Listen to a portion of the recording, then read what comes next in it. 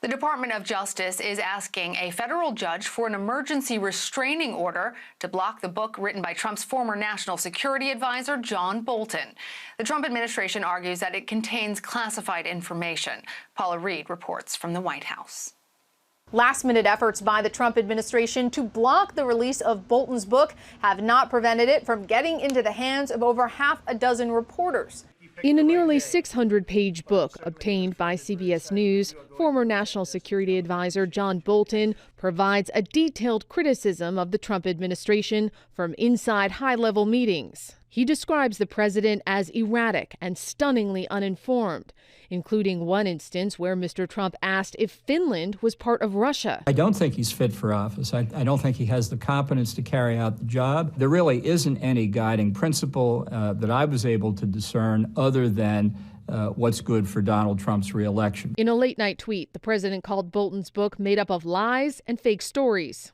Describing the events that resulted in the impeachment inquiry, Bolton writes that Mr. Trump wasn't in favor of sending Ukraine anything until all the Russia investigation materials related to Clinton and Biden had been turned over. And in another episode that bears striking similarities, Bolton recounts how the president asked China to buy a lot of American agricultural products to help him win farm states in 2020. This is a perfect parallel to what he did with Ukraine, which was subjugate the country's interest to his own political fortunes and try to get a foreign country to illicitly help him in his campaign. Now, Bolton refused to voluntarily participate in impeachment, but in this new book, he says that the president should have been investigated for matters far beyond just Ukraine. And he lays out multiple instances where he believes the president put his own interests ahead of the country's. Paula Reid, CBS News, the White House. For a deeper dive, I am joined by CBS News senior investigative correspondent Catherine Herridge. Catherine, great to have you.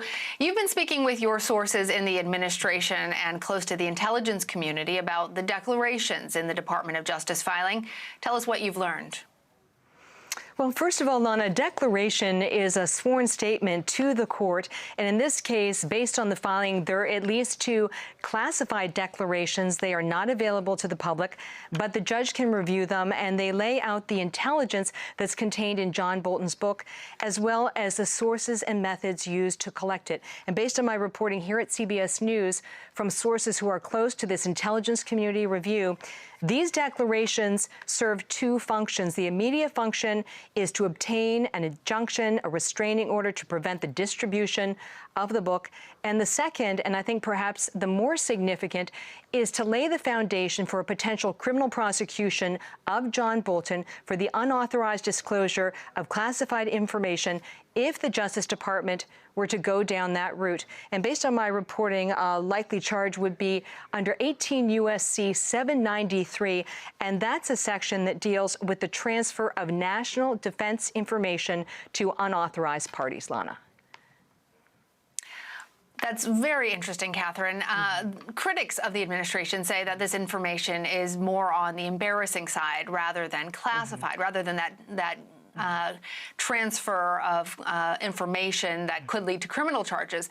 So what are you learning about the sensitivity of the information? Well, based on my reporting here at CBS News, I was told that this intelligence includes highly compartmentalized information that is gathered from fragile collection methods. So let me decode that language for you. Fragile collection methods most often refers to intelligence that's gathered from human sources or spies on the ground, or electronic intercepts or bugging. And compartmented intelligence is considered sort of the crown jewels of the U.S. intelligence community. It's considered the most highly sensitive. And so there's very limited access to this information, so not a lot of people are able to see it.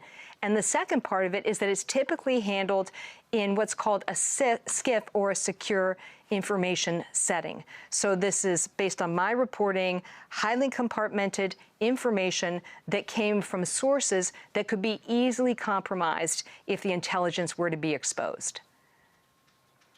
That's interesting. Usually, Catherine, when we're talking about the government stopping or preventing the distribution of confidential or sensitive information, the book isn't already out. We at CBS have a copy of the book. We saw it there in Paula's piece. So what's really going on here?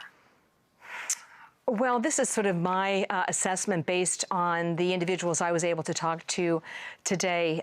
Their view is that you can't undo the damage now. And what I mean by that is that there's information based on the declarations which would give our adversaries, so China, Russia, North Korea, and Iran, insight into how we are collecting intelligence about them. So, for example, you read a section of the book and the North Korean leader may say, okay, who was present for that conversation? Was I driving in a specific vehicle?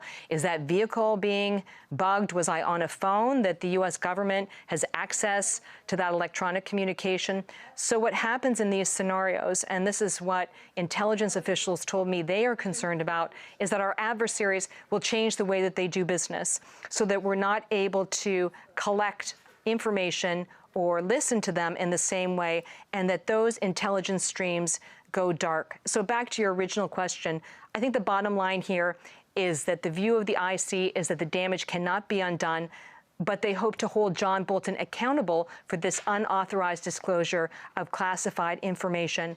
One of the knocks against the system here in Washington is that it's like the little guy, the analyst, who goes to jail for an unauthorized disclosure of classified information. Even today, there was a case where a former analyst at the Defense Intelligence Agency got, I think it was 30 months for leaking to journalists. And they say this should be a case where someone very senior within the intelligence community is held to that same level of accountability. All right, Catherine Herridge, thank you. You're welcome.